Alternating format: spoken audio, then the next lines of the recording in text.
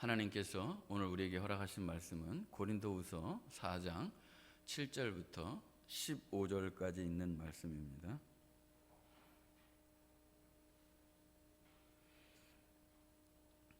우리가 이 보배를 질그릇에 가졌으니 심히 큰 능력은 하나님께 있고 우리에게 있지 아니함을 알게 하려 함이라. 우리가 사방으로 우겨쌈을 당하여도 쌓이지 아니하며 답답한 일을 당하여도 낙심하지 아니하며 박해를 받아도 버림받지 아니하며 거꾸로 트림을 당하여도 망하지 아니하고 우리가 항상 예수의 죽음을 몸에 짊어짐은 예수의 생명이 또한 우리 몸에 나타나게 하려 함이라. 우리 살아있는 자가 항상 예수를 위하여 죽음에 넘겨짐은 예수의 생명이 또한 우리 죽을 육체에 나타나게 하려 함이라. 그런즉 사망은 우리 안에서 역사하고 생명은 너희 안에서 역사하느니라. 기록된 바 내가 믿었으므로 말하였다 한 것 같이 우리가 같은 믿음의 마음을 가졌으니 우리도 믿었으므로 또한 말하노라. 주 예수를 다시 살리신 이가 예수와 함께 우리도 다시 살리사 너희와 함께 그 앞에 서게 하실 줄을 아노라. 이는 모든 것이 너희를 위함이니 많은 사람의 감사로 말미암아 은혜가 더하여 넘쳐서 하나님께 영광을 돌리게 하려 함이라. 아멘. 사망 권세 이기시고 부활하신 주님을 찬양합니다. 저는 그냥 1년에 한 번 지나가는 부활절이 아닌 십자가와 부활의 복음이 역사적인 사건으로 끝나는 게 아니라 개인적이고 그리고 인격적으로 우리에게 체험되는 복음 신앙이 되기를 기도합니다. 물론 우리가 50년 예수 믿었다 그러면 부활절 50번 지나간 거예요.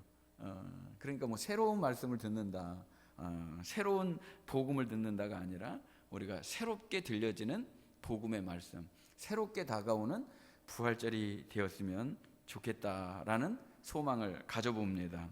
말씀이 새로운 것이 아니라 우리의 심령이 새로워져야 되고, 그리고 노래 가사가 새로운 것이 아니라 우리가 심령이 새로워져서 새 노래로 하나님께 영광을 돌리는, 영으로 노래하는 그런 부활절이 되었으면 좋겠습니다. 부활은 영원한 생명입니다. 사람이 제일 두려워하는 게 뭡니까? 죽는 겁니다. 사람이 제일 두려워하는 게 죽는 겁니다. 굉장히 용감한 것 같고 굉장히 대단한 것 같아도 죽음 앞에서는 다 초연해질 수밖에 없다는 겁니다. 정말 죽음이라는 것이 인간의 연약함의 맨 마지막에 다가오는 것이지 않습니까? 그래서 죽음 앞에서 전혀 두렵지 않다. 조금도 죽음이 의식되지 않는다. 아주 정상이거나 아주 비정상인 경우라고 말할 수가 있는 겁니다. 근데 부활 생명이라는 건 뭐냐면 이 죽음이라고 하는 것이 하나의 문에 불과한 것이다. 죽음의 문을 열면 영원한 부활 생명이 우리에게 다가오는 것이다. 사람은 보통 환경 때문에 뭐를 하죠? 낙심이라는 걸 합니다. 그래서 저 요즘에 말씀 전하기 전에 국어사전 항상 찾아봐요. 낙심이 뭔가, 지난번에 일상이 뭔가, 매일매일 반복되는 생활이 일상이다 말씀드렸지 않습니까? 일상이 우리 믿음이 돼야 된다 하는 말씀드렸는데, 낙심이라는 건 뭐냐면, 낙심이라고 하는 것은 원하는 대로 되지 않아서 마음이 상한 상태를 낙심이라고. 내가 원하는 게 있는데 그 원하는 것대로 되지 않았을 때 우리가 낙심하게 된다는 거예요. 그래서 저는 뭐 그걸 더 저의 용어로, 국어사전이 아니라 저의 용어로, 예수님에게서 마음이 멀어지면 마음이 추풍낙엽같이 떨어지는 거다. 그래서 낙심이라는 것은 예수님에게서 멀어졌을 때 마음도 예수님에게서 떨어져 나가는 게 낙심이다. 이렇게 제가 한번 주석을 달아봤습니다. 본문 고린도후서 4장에 있는 말씀을 보면, 8장에 있는 말씀을 보면 굉장히 우리 마음속에 와닿는 그런 말씀이 나와 있습니다. 우리가 사방으로 우겨쌈을 당하여도 쌓이지 않는다. 사방으로 다 우겨싸임을 당하였는데 현실은, 상황은, 환경은 우리가 사방에 다 우겨싸임을 당했다는 거예요. 근데 나는 쌓이지 않았다는 거예요. 그리고 굉장히 답답한 일을 당했는데도 그 답답한 가운데 낙심하지 않았다. 굉장히 답답한 상황인데 낙심을 하지 않았다는 거예요. 내가 원하는 상황이 아니었다는 거예요. 내가 원하는, 내가 그리던, 내가 생각하던 그런 인생의 그림이 아니었는데, 그런 상황의 그림이 아니었는데도 불구하고 내 마음이 전혀 낙심하지 않는다. 어떻게 이럴 수가 있는가? 더 심하게 9절에 있는 말씀을 보면 박해를 받아도 버림받지 않았다. 그리고 거꾸로 트림을 당하여도 망하지 않았다. 이건 완전히 세상하고 역행하는 거예요. 사람들은 어때요? 환경이 좋아지고 뭔가가 풀리고 뭔가가 잘 되면 기쁜데, 그럼에도 불구하고 여기 있는 어떤 한 사람은 그런 환경적인 거, 박해, 정말 힘든 상황, 사방이 다 꽉 막혀 있는 상황에서도 넘어지거나 답답하거나 거꾸로 틀어지거나 낙심하지 않았다는 거예요. 그래서 제가 가만히 이 성경 말씀을 읽어보니까 몇 차례에 걸쳐서 1절에도 나오고 8절에도 나오고 16절에도 나옵니다. 자기는 막 자기의 육신이 약해지고, 그리고 이 겉사람이 낡아지고 후패해지고 그렇게 되는데도 불구하고 낙심하지 않는다는 거예요. 몇 차례에 걸쳐서 나는 낙심하지 않습니다. 나는 낙심하지 않습니다. 나는 낙심하지 않습니다. 어떠한 상황에도 낙심하지 않습니다. 어떠한 환경에도 낙심하지 않습니다. 이렇게 계속 말하는 거예요. 어떻게 이렇게 말할 수가 있는가? 어떻게 똑같은 환경 가운데 있는데도 불구하고 한 사람은 낙심을 하는데 한 사람은 낙심하지 아니하고 오히려 하나님을 바라보고 오히려 믿음으로 말하는 삶을 살 수가 있는가 하는 것입니다. 그 이유는 딱 한 가지입니다. 오늘 본문 7절에 있는 말씀을 보면 우리가 이 보배를 질그릇 안에 가졌기 때문이다. 우리 안에 계신 예수님이 있기 때문에, 예수님 때문에, 예수님으로 말미암아 예수 생명 때문에, 예수 부활 때문에 나는 죽었는데 예수님은 부활 생명을 나에게 허락해 주셨고, 나는 환경을 뛰어넘는 은혜를 하나님이 주셨다는 거예요. 그러니까 똑같은 환경을 당했는데 어떤 사람은 배신하고, 똑같은 상황을 맞았는데 어떤 사람은 주저앉고 낙심했는데, 이 보배를 질그릇 안에 가진 사람은, 예수의 생명으로 사는 사람은 죽었으나 오히려 살아있음을 말하는 것이고, 이 세상에서 말할 수 없는 가치를 말하는 사람이고, 이 세상에서 들을 수 없는 진리로 사는 사람이 이 보배를 질그릇 안에 가진 자의 삶이라는 것입니다. 그러니까 질그릇은 뭐예요? 아주 연약하고 보잘것없고 깨지기 쉬운 거예요. 그럼에도 불구하고 그 안에, 질그릇 안에 있는 보배 때문에 이 질그릇이 가치가 있는 존재가 되었다는 거예요. 내 가치가 아니라 주님의 가치로 살아갈 때 우리는 빛나는 삶을, 예수 부활, 예수 생명의 삶을 살아갈 수 있다는 것입니다. 그래서 제가 이것을 오늘 하나의 말씀으로 요약을 해봤습니다. 예수 죽음 내 죽음, 예수 부활 내 부활, 예수 생명 내 생명. 길지 않죠? 예수 죽음 내 죽음, 예수 부활 내 부활, 예수 생명 내 생명으로 살아가는 우리 성도들이 되시기를 주님의 이름으로 축복합니다. 10절과 11절에 있는 말씀을 보면 우리가 항상 예수의 죽음을 몸에 짊어짐은 예수의 생명이 또한 우리 몸에서 나타나게 하려 함이라. 우리가 살아있는 자가 항상 예수를 위하여 죽음에 넘겨짐은 예수의 생명이 또한 우리 죽을 육체에 나타나게 하려 함이라. 이 말씀 굉장히 중요한 말씀인데요. 무엇이냐면 우리 삶 가운데 우리는 내가 이겼다, 내가 살았다 이렇게 생각했는데, 내가 살면 예수님은 죽는 것이고, 내가 믿음 안에서 죽으면 예수님이 사는 거라는 거예요. 이 의미 여러분 아시는 거죠? 그러니까 내가 진 것 같았는데 예수 안에서는 이긴 거였다는 거예요. 세상 가운데서는 내가 지고 물러난 것 같았는데 예수 안에서는 내가 이긴 것이고, 예수님의 십자가의 승리도 마찬가지였습니다. 세상 사람들은 저주의 십자가, 실패라고 생각을 했는데 예수님 그 죽음을 넘어서 죽음의 문을 열으니 영원한 부활 생명이 기다리고 있었다는 겁니다. 그래서 정반대의 개념인데, 요한계시록에 보면 7개의 교회가 나오죠. 그 중에서 이제 사대교회라고 하는 교회가 있습니다. 사대교회라고 하는 교회에게 주님께서 이렇게 말씀을 하셨습니다. 살았다 하는 이름은 가졌으나 실상은 죽은 자니라. 이런 책망을 듣는 교회가 되고 이런 책망을 듣는 성도가 되면 그거는 큰일입니다. 살았다 하는 이름은 있는데 그 속에는 실제적으로는 죽은 것과 같다는 거예요. 이건 뭐 큰일이죠. 그런데 반대로 우리가 이 세상 가운데서는 죽은 자 같으나 믿음으로 살아서 말하는 우리 성도들이 되시기를 주님의 이름으로 축복합니다. 그러니까 믿음과 삶이 너무너무 분리된 삶을 우리가 살아온 것 같아요. 그런데 믿음과 삶의 분리가 아니라 믿음이 그 삶이 되어서 믿음을 증명하고 믿음을 삶으로 말하는 그것이 바로 부활 생명이라는 겁니다. 그래서 제가 오늘 말씀의 제목을 부활, 믿음과 삶으로 말하라.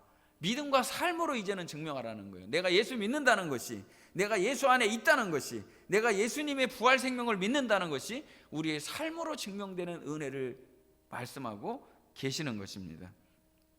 우리가 승리할 수 있는 이유는 이 보배를 질그릇 안에 가졌기 때문이다. 나는 약하지만 내 안에 계시는 예수님이 부활의 주님이고 그분이 만왕의 왕이시고 만주의 주이심으로 우리를 부활 생명으로 이기게 하시는 줄로 믿습니다. 우리를 이기게 하시는 분이 계시기 때문에 우리가 부활 생명 안에 거함으로 이길 수 있다는 것입니다. 우리가 구원받는다는 건 뭘까? 제가 한번 요약을 해보면서 로마서에 있는 말씀으로 잠깐 동안 말씀을 드리려고 합니다. 다른 때 부활절하고는 좀 다르게 제가 하나님 말씀을 좀 다른 각도에서 말씀을 드리려고 하니까 여러분이 잘 들으시고 오늘 믿음의 그 큰 뼈대 안에서 큰 은혜를 받는 시간이 되었으면 좋겠습니다. 구원받는다는 것은 로마서 1장에 보면 믿음에서 믿음에 이르는 여정이다. 좀 어려운가요? 믿음에서 믿음에 이르는 여정이라는 거예요. 어느 순간도 우리가 설 수 없이 믿음에서 믿음으로 이르고 또 믿음에 이르러서 또 믿음에 이르러서 결국은 믿음으로 완성되는 것이 구원이라는 것입니다. 그래서 로마서 1장부터 5장에 보면 이신칭이 모두가 다 인간은 죄를 범했고 그 인간들은 하나님의 영광에 이르지 못한다. 하나님은 또 다른 의를 준비하셔서 예수 그리스도로 말미암아 우리를 의롭다 하셨다. 이게 이신칭입니다. 그래서 우리를 이제 의롭다 하셨다는 거예요. 의롭다 하셨다. 잘 들으셔야 됩니다. 우리가 의롭다 하셨다. 이렇게 선언해 주셨고 선고해 주신 것입니다.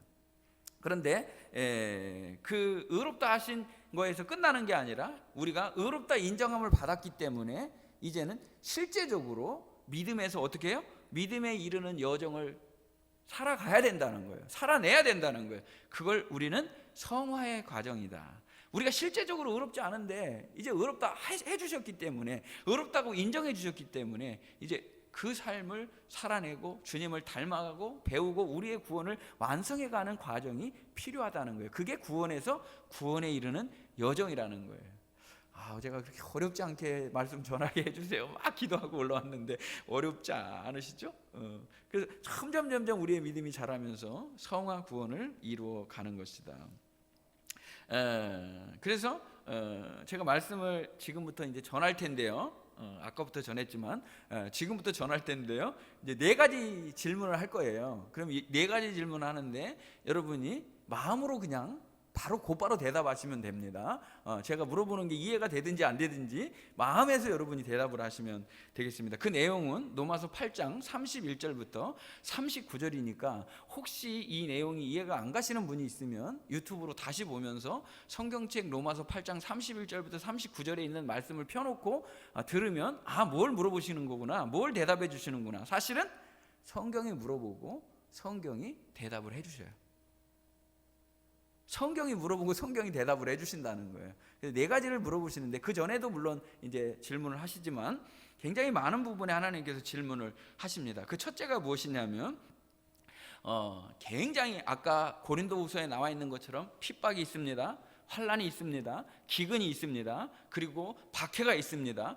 죽음의 공포가 있습니다. 그런 상황 가운데에서 사탄이 우리의 대적자가 꼬드기고 고발을 한다는 거예요. 마치 하나님의 그 법정에 청구서를, 고발장을 들이밀고 이 사람이 죄인이죠? 하나님, 이 사람이 정죄를 받아야 되죠?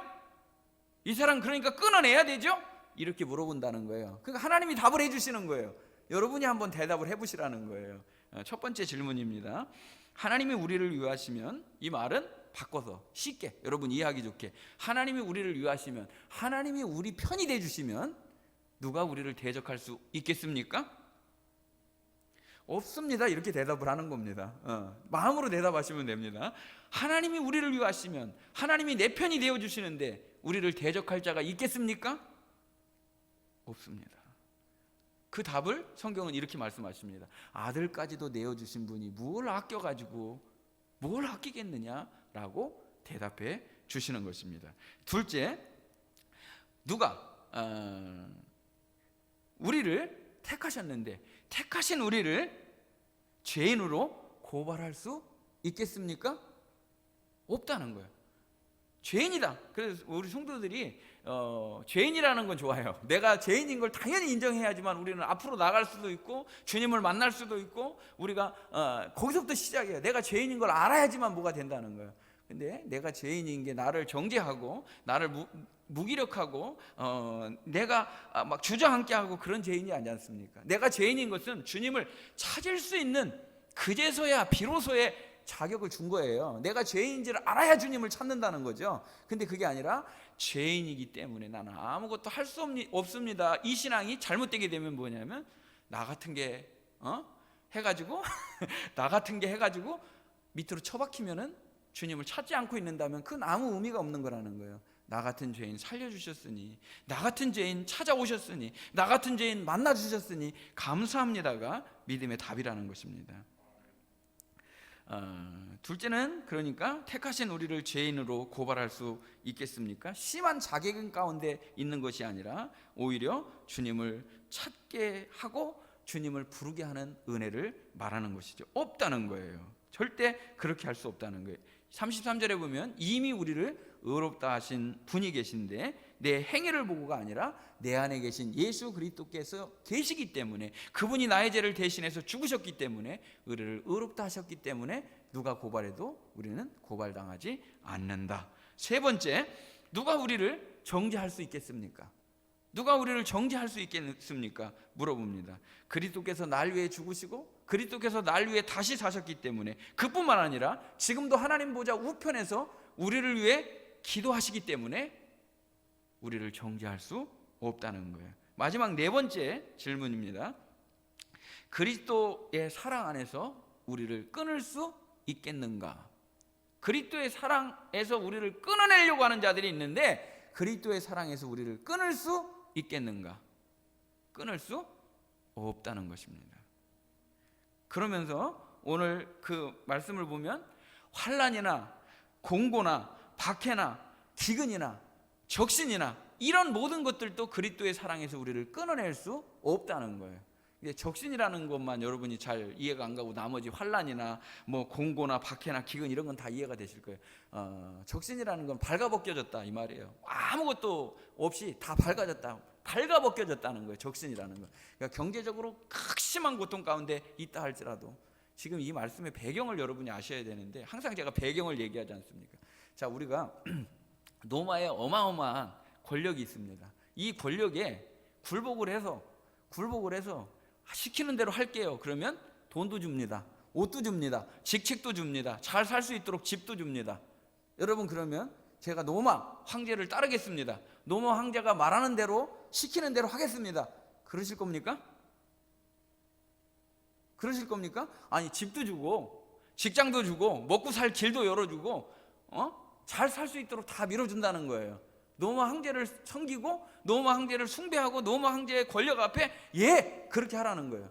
근데 이 배경에는 뭐냐면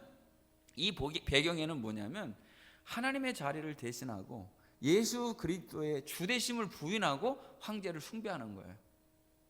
그러니까 내가 가지고 있는 예수 그리스도의 주되심을 부인해야지만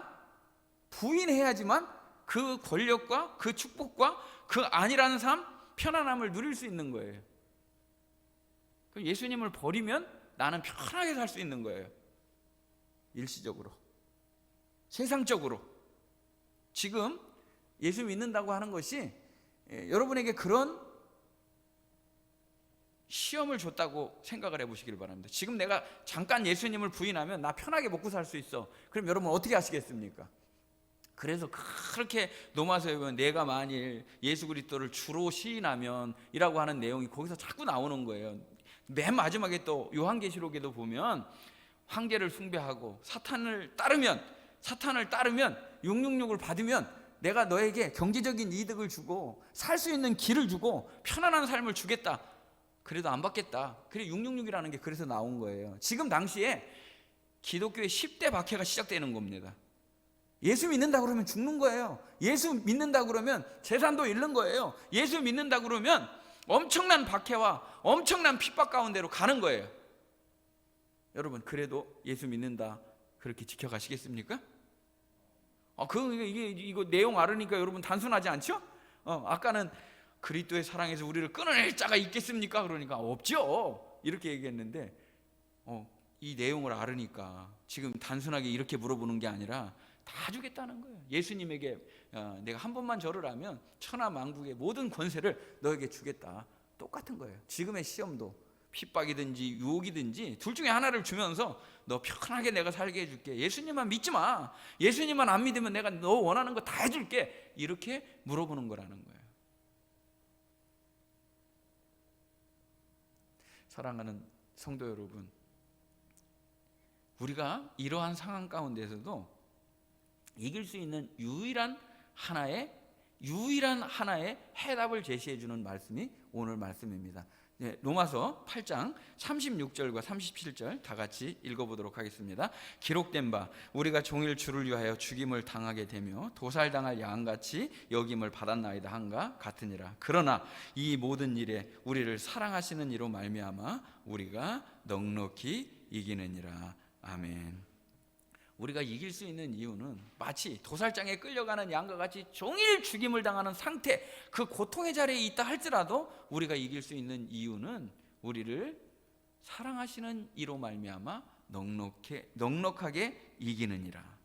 우리를 사랑하시는 이로 말미암아, 우리를 사랑하시는 그분 때문에 하나님의 사랑에서 우리는 끊어질 수 없는 존재다.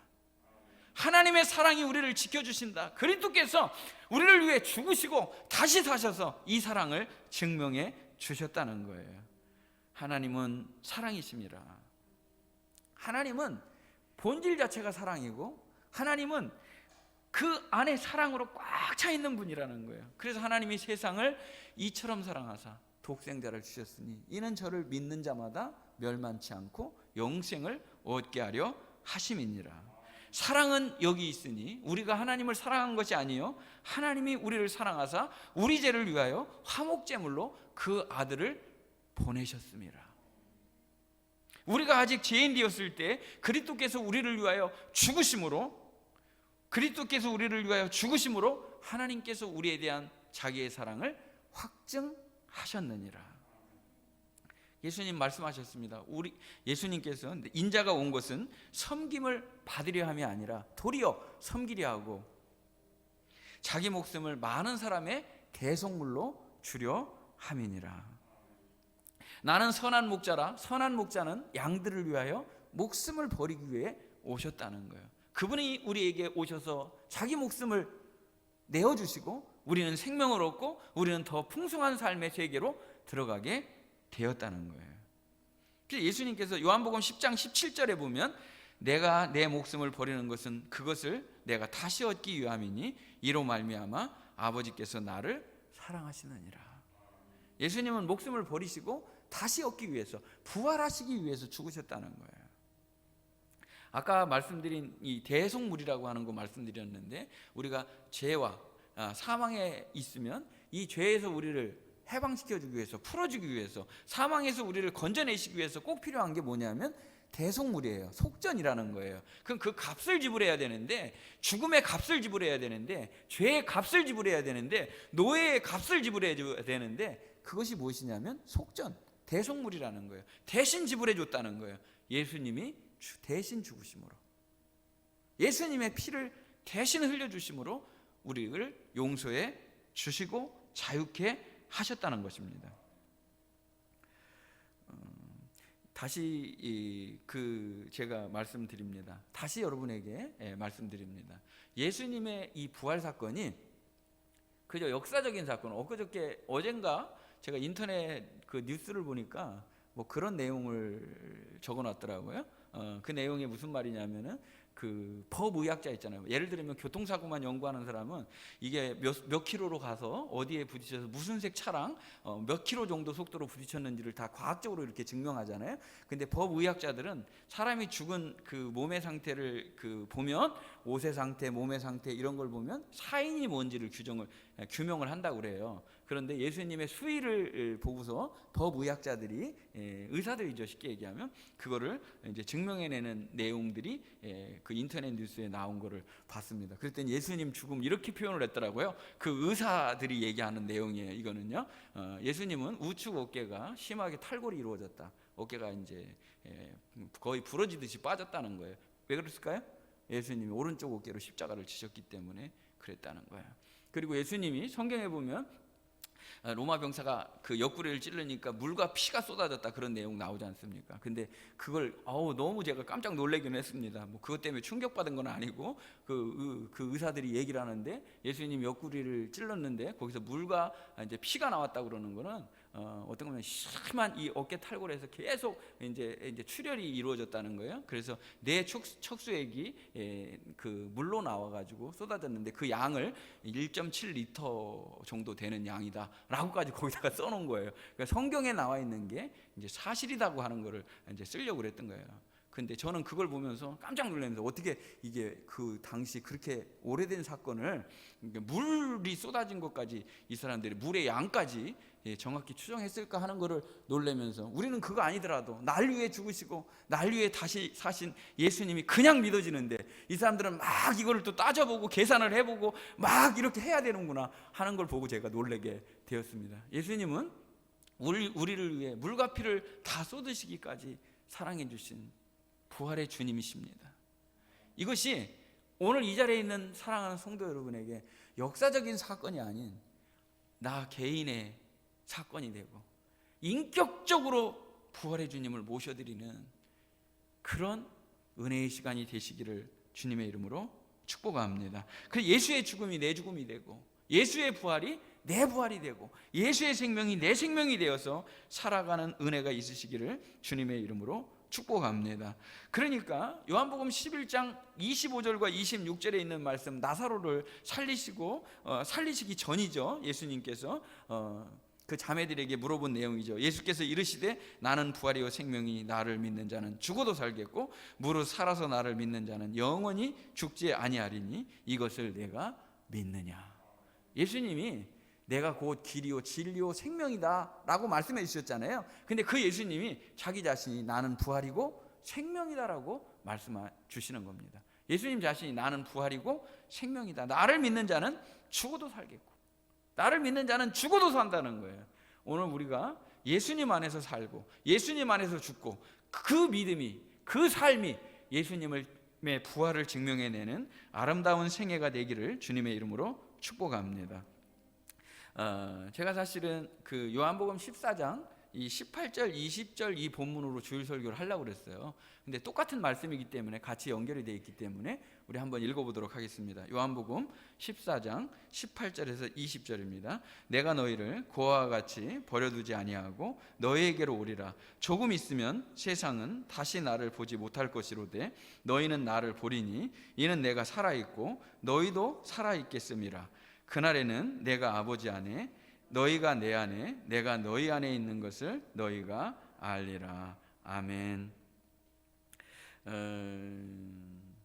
저는 그 부활절 그 말씀 전하면서 우리 성도들이 예수님의 부활로 예수님의 생명으로 살아가는 것이 그냥 자연스러운 게 됐으면 좋겠다. 무슨 말인지 아시죠? 그냥 예수 생명으로 사는 게 너무 당연한 거고 너무 기쁜 거고 너무 행복하고 그냥 예수님과의 교제가 너무 즐거운 것이 됐으면 좋겠다. 이 말씀을 제가 드리면서 우리가 이 세상 가운데 예수님 없으면 고아와 같은 존재예요. 예수님 있으면 모든 것을 다 가진 거예요. 예수님은 고아와 같이 버려두지 않겠다. 아주 은혜가 되죠. 조금 있으면 세상이 나를 보지 못할 것이다. 또 조금 있으면 너희는 나를 볼 것이다. 예수님이 조금 있으면이라는 게 무슨 말이에요? 조금 있으면 이제 십자가를 지시기 바로 직전이니까 조금 있으면 예수님의 죽음 때문에 너희는 낙심하고 슬퍼할 것이다. 제가 풀어드리는 거예요. 조금 있으면 너희가 예수님의 십자가의 죽으심 때문에 낙심하고 슬퍼할 거다. 또 조금 있으면 예수님의 부활 때문에 너희는 기쁨을 되찾을 것이다.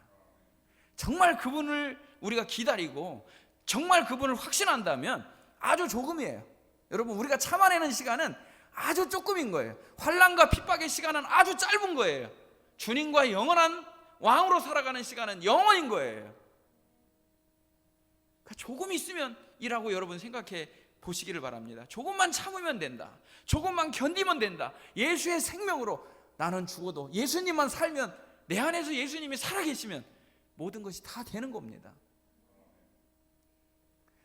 제가 이걸 여러분에게 와닿는지는 모르겠는데 예를 들어서 한번 설명을 해드리도록 하겠습니다. 자, 여러분 잠시 재밌는 얘기가 될지 모르겠는데 집중해서 한번 들어보시길 바랍니다.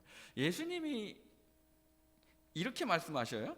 아버지가 내 안에 계시고 내가 너희 안에 있으면 다 되는 거다. 여러분, 우리 마음속에 예수님이 계시죠? 예수님이 계시는데 그 예수님은 부활의 주님이고 만왕의 왕이시고 만주의 주시고 나를 제일로 사랑하시는 분이라는 거예요. 그러면 정말로 여러분 사랑한다 그러면 이제 연인 관계로 한번 생각해 보겠습니다. 정말로 그분을 사랑한다면 여러분 생각 속에서는 그분이 떠나지 않죠? 정말로 사랑한다면 예수님이 항상 생각나죠? 예수님이 항상 의식이 되죠? 그분이 뭘 원하실까? 뭘 기뻐하실까? 무슨 생각을 하실까? 뭘 먹고 싶을까? 계속 그 생각을, 내가 어떻게 하면 그 원하는 걸 해드릴까? 이게 저는 사랑이라고 생각을 합니다. 항상 생각하는 거예요. 아버지가 내 안에, 예수님이 내 안에, 내가 예수님 안에 있는 삶을 말하는 겁니다. 되게 피곤하신 것 같은데 저희가 이제 제 막내 아들이 군대에 가 있습니다. 근데 1월 달에 이제 입대했으니까 얼마 이제 안 됐잖아요. 근데 이제 저는 항상 기도만 해주지 기도만 합니다. 그런데 매일마다 이제 전화가 와요. 이제는 저녁마다 전화를 와서 저녁마다 통화를 합니다. 저녁마다 통화를 하는데 우리 은성이가 그래요. 아빠 건강하시죠? 매일 물어봐요. 그리고 또 아빠 뭐 필요한 거 없으세요? 그렇게 물어봐요. 군대에 있는 아들이 저에게 뭐 필요한 거 없냐고 이렇게 물어봐요. 그래서 필요한 거 없지. 그랬더니 제가 필요한 거 있으면 다 보내드릴게요. 이렇게 얘기를 해요. 어떻게 또 필요한 걸 얘기를 하겠습니까? 방송으로 은성이가 보고 있으면 필요한 게 있다 그런 뜻이구나 알 거라고 생각이 됩니다. 근데 이제 제가 그 얘기를 하려는 게 아니라 아버지가 내 안에 계시면, 내가 아버지 안에 있으면 전화 통화하는 것만으로 그분이 뭘 원하는지 느끼는 거라는 거죠. 근데 그런 얘기를 합니다. 제가 아빠 8월 달에 아빠를 만나 뵐 수 있을 거예요. 그래? 나도 보고 싶다 얘기를 했어요. 그랬더니 얘가 이러는 거예요. 막 시험을 1, 2주 후에 보게 되는데 그 시험을 제가 특급 병사가 돼서 이 시험을 통과하면 포상휴가도 받고 조기 진급도 한다는 거예요. 지금 일병인데 상병이 된다는 거예요. 바로 상병이 되는 거예요. 월급도 10만 원이 올라가고, 여러분 10만 원씩이나 올라간대요. 올라가고, 그리고 또 분대장도 달고, 그리고 휴가도 받고, 막 너무 좋은 거예요. 특급 병사 어떻게 하면 되는데? 라고 물어봤어요. 잘 들으셔야 됩니다. 우리 아들들 잘 들어야 됩니다. 특급 병사 어떻게 하면 되는데? 그랬어요. 그랬더니 우리 은성이가 그래요. 제가 그래서 일부러 이제 물어봤어요. 왜 그러냐면 너만 열심히 하면 안 되고, 제가 군대 가기 전에 그랬거든요. 우리가 1년 반 후에 만날 텐데 이 설교가 길어지는 것 같아도 여러분 이걸 삶에 꼭 적용하시기를 바랍니다. 1년 반 후에 이제 우리가 만날 텐데, 그 만나는 날은 더 건강한 모습으로, 더 충만한 모습으로, 더 성숙한 모습으로 만났으면 좋겠다. 더 건강하고 더 충만하고 더 성숙한 모습으로 만났으면 좋겠다 그랬어요. 그랬더니 얘는 그 말을 마음에 담아둔 거예요. 대장부가 돼서 너 돌아와야 된다 그랬어요. 그랬더니 특급병사가 되기 위해서 하는데 사격을 한대요. 그러면 20발 중에 18발을 명중을 시켜야 되고, 그 다음에 팔굽혀펴기는 2분 동안 72회를 해야 된대요. 그리고 윗몸 일으키기는 2분 동안 76회를 해야 된대요. 86회인가 76회인가. 그 다음에 띵걸음, 달리기 있죠. 그거는 3km를 12분 30초 안에 들어와야지만 특급병사 배지를 딱 달아주고 휴가도 주고 월급도 올려준다는 거예요. 그래서 제가 그 얘기를 듣고 그래, 그러면 너도 거기서 해라, 나도 여기서 할게. 그래서 나도 특급병사가 돼가지고 너 만났을 때 누가 더 잘하는가 보자. 그래서 제가 맨날 팔굽혀펴기를 하는 겁니다. 지금 팔굽혀펴기 하고 매일 운동하는 거예요. 우리 은성이보다 내가 잘해야지, 은성이보다 못하면 안 되지 않습니까? 그래서 매일 하는 거예요. 건강한 모습으로 만나자. 우리가 주님을 만나는 것도, 주님과의 교제하는 것도 저는 똑같다고 생각을 합니다. 주님께서는 우리를 위해 물과 피를 다 쏟으시기까지 사랑해 주신 그 주님이셔요. 우리에게 충만한 은혜를 공급해 주시고 하나님의 자녀로서 믿음으로 능력 있게 살기를 원하신다는 거예요. 근데 우리가 그 주님을 만나는 그날을 기대하고 8월 달에 만난다, 1년 반에 만난다, 그러면 그날까지 우리는 더 믿음 안에서 승리하는 삶을 살기 위해서, 우리가 더 주님 앞에 건강하고 충만한 모습으로 만나기 위해서 우리가 믿음의 삶을 살아내는 것이 필요하다는 것입니다. 오늘 우리가 이 은혜의 삶, 이 충만한 삶을 살아가면서 정말 주님과의 이 동행의 삶이야말로 항상 전화통화하는 것, 항상 마음속에 생각하고 있는 것, 그분을 만나는 날을 기다리면서 우리가 살아가는 것, 이것이 우리 삶이 되어야 된다는 것입니다. 멀리 느껴지는 게 아니에요. 내 안에 계신 그 주님을 항상 인격적으로 동거하면서, 인격적으로 동행하면서 사는 삶을 말하는 것입니다. 주님 만나는 것도 이와 똑같은 삶이라는 것입니다. 그래서 그 말씀을 로마서 6장 4절과 5절에 있는 말씀으로 표현해 놨습니다. 우리 다 같이 읽어보겠습니다. 그러므로 우리가 그의 죽으심과 합하여 세례를 받음으로 그와 함께 장사되었나니 이는 아버지의 영광으로 말미암아 그리스도를 죽은 자 가운데서 살리신과 같이 우리로 또한 새 생명 가운데서 행하게 하려 함이라. 만일 우리가 그의 죽으심과 같은 모양으로 연합한 자가 되었으면 또한 그의 부활과 같은 모양으로 연합한 자가 되리라. 아멘. 자, 이 말씀 단어로 한번 연결을 해보도록 하겠습니다. 그리스도와 함께, 함께라고 하는 단어 축복입니다. 주님과 함께, 주님과 함께가 최고의 축복이에요. 그 말을, 함께라는 말을 바꾸면요, 그리스도 안에서라는 말입니다. 함께는 그리스도 안에 내가 존재함을 느끼는 거예요. 그걸 믿는 거예요. 함께는 뭐다? 그리스도 안에 있는 것이다. 그걸 돕도 풀으면은요, 그리스도 아니라는 거는 뭐냐면 그리스도와 연합하는 거다. 그리스도와 연합하는 거다. 그래서 이 연합이라고 하는 말을 더 쉽게 제가 말씀을 드리도록 하겠습니다.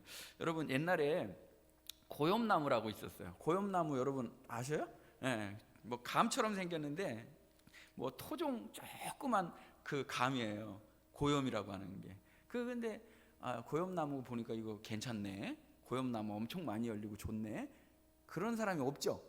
고염나무를 보면 어떻게, 이게 뭐라고 이렇게 생겼어, 원래 이게 이런 거야? 라는 거예요. 그래서 이 주인이 고염나무에게 막 거름을 막 준 거예요. 올해는 제발 너 정말 큰 감을 풍성하게 맺어라 하고 고염나무에게 거름을 줬어요. 고염나무가 감이 됩니까? 안 됩니까? 안 되죠. 어떻게 해야 됩니까? 잘라서 접 붙여야 됩니다. 단감나무를 원하면 단감에다 접을 붙이면 접 붙이면 되는 거예요. 연합이라는 게 접붙이다라는 말이에요. 한 가지에서 나온 순을 말하는 단어입니다.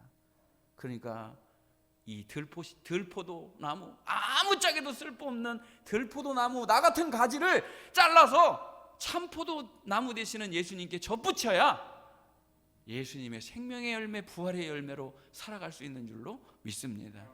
함께는 그리스도 함께고, 그리스도 안에서이고, 그리스도 안에서는 주님과 연합하는 복을 말하는 것이다. 그것이 다바크의 은혜이고, 착 달라붙는 은혜이고, 뗄래야 뗄 수 없는 은혜이고, 그분 안에서야만 열매 맺을 수 있고, 그분을 통해서만 열매 맺을 수 있고, 그분으로 말미암아 사는 것, 그것이 질그릇 안에 가진 보배를 말하는 것입니다. 예수 생명, 내 생명, 예수 부활, 내 부활로 살아가는 복 있는 성도들이 되시기를 주님의 이름으로 축복합니다. 오늘 본문 13절 한번 읽어보도록 하겠습니다. 본문 13절, 기록된 바 내가 믿었으므로 말하였다 한 것과 같이 우리가 같은 믿음의 마음을 가졌으니 우리도 믿음으로 또한 말하노라. 아멘. 이제는 여러분 믿음으로만이 아니라 여러분의 삶으로 말할 수 있는 부활의 성도들이 되시기를 주님의 이름으로 축복합니다. 부활, 믿음과 삶으로 말하라.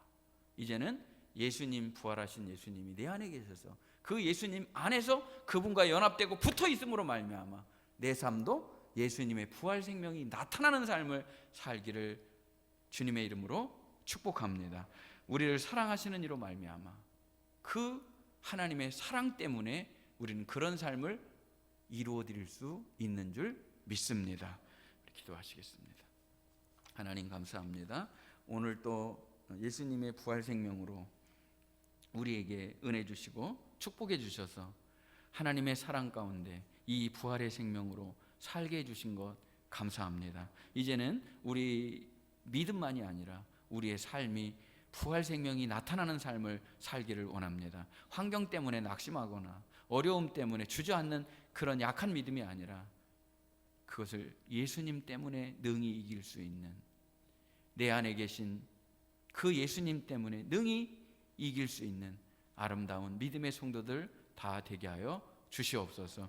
오늘 또 우리의 믿음과 삶으로 말하게 해주시는 하나님의 사랑에 감사드리옵고 예수님의 이름으로 기도하옵나이다. 아멘.